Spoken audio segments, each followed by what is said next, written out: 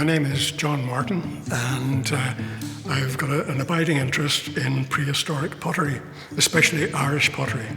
So I've been concentrating on the Bronze Age and the Neolithic period. So that's going back really, say, 6,000 years ago to approximately 2,500 years ago. When I look at a case full of pots in the prehistoric gallery at the National Museum, my first dilemma is which pot would I like to make, because there are so many of them. What I like to do to some extent is try and put myself in the position of the original potter. And whenever you are halfway through making a pot, you suddenly realize, how difficult or easy sometimes, but usually how difficult that pot is to do. And some of the decorations are absolutely exquisite. So you develop, it's almost like a rapport with the original potter, and you certainly develop a respect for the skills and the expertise that they would have had. And I don't think that sort of skill and expertise came to each potter de novo. They would have had to have come from some sort of a tradition, maybe a family tradition, and have been taught it to some extent. Some people have suggested that there were itinerant potters that went from community to community, and therefore they had their fantastic skills built up. All of these pots here are the originals are out in the prehistoric gallery. On this table, there's one pot which is my absolute favourite pot, and it's the best prehistoric pot ever to be produced in Ireland. And I'll let you all try and guess which one it is. It's called a pygmy cup, a tiny little pot from a place called Dunleckney in County Carlow.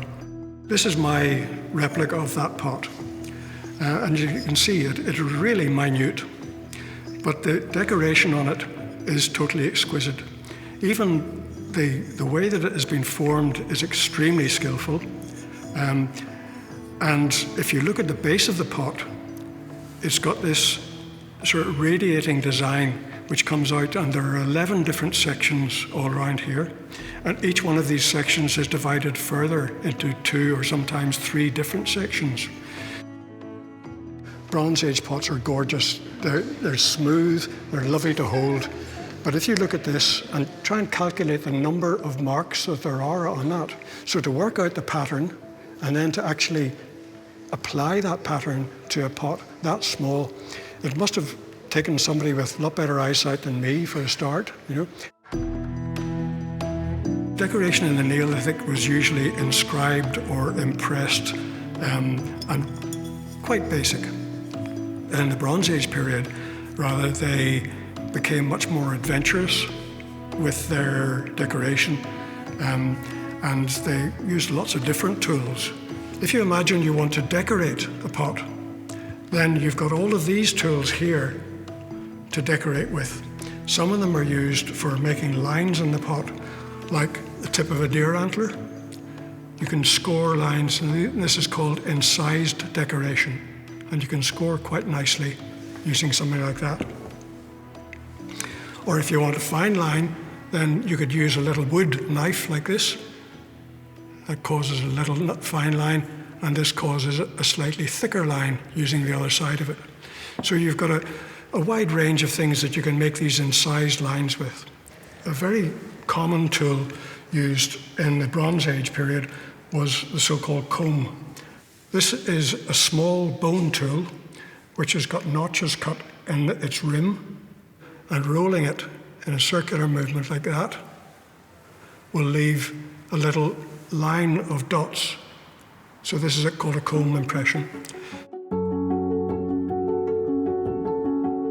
Most of the pots that I have been replicating come from grave sites. Nobody really knows the significance of these. My theory is that the potters may have tried to represent something that in this design, or the way that the patterns are laid out, the different motifs, different tools, which relates to the person who's being buried. So maybe there are things in here that might represent kinship or social status or military prowess. To me, it's a revelation each time I make a pot almost. And the way that those tools were used varied from pot to pot. It varied from time period to time period as well. So there's a huge variation, and some of the most beautiful pots have been made with tools that I just don't understand and haven't been able to replicate.